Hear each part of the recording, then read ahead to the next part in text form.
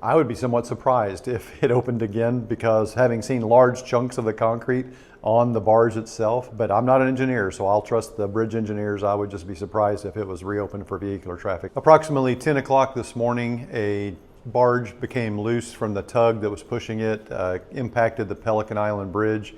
The bridge has a rail portion and a vehicular portion, but it's the same structure supporting both of them. Parts of that bridge collapsed onto the bow of the barge. When the bridge was built in 1957, there was a rail on the what I call the east side of the bridge. And they were going to use rail to go over to Todd Shipyard. And in 1957, they sent an engine over there, and the engine got over on the Todd Shipyard side, and then it sunk because the soil was not stable enough to hold the engine. So they never had any more rail going over to the side. 2 crew members of the barge were either thrown or jumped from the barge during the collision.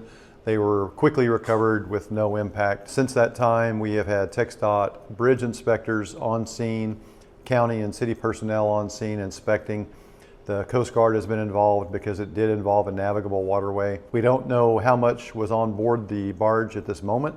It holds 30,000 gallons, but we don't know if it was full, empty, or midway. The barge has now become immovable at the moment because it is beached against the Pelican Island side. They are now starting an evacuation, 1 car being allowed at a time to leave Pelican Island.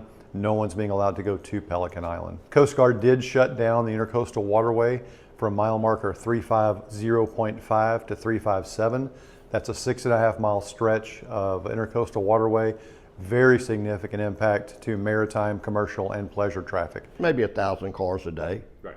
You know, because you got A&M over there now, and they're growing. You got Jonathan Hale with his shipyard and everything over there. So everything's growing over there. The bridge has been downgraded multiple times now, meaning you can hold less and less weight, lighter and lighter vehicles allowed. So the structural integrity of the bridge was already in question. It did quite a bit of damage, but it didn't do any structural damage. You know, everything was underneath.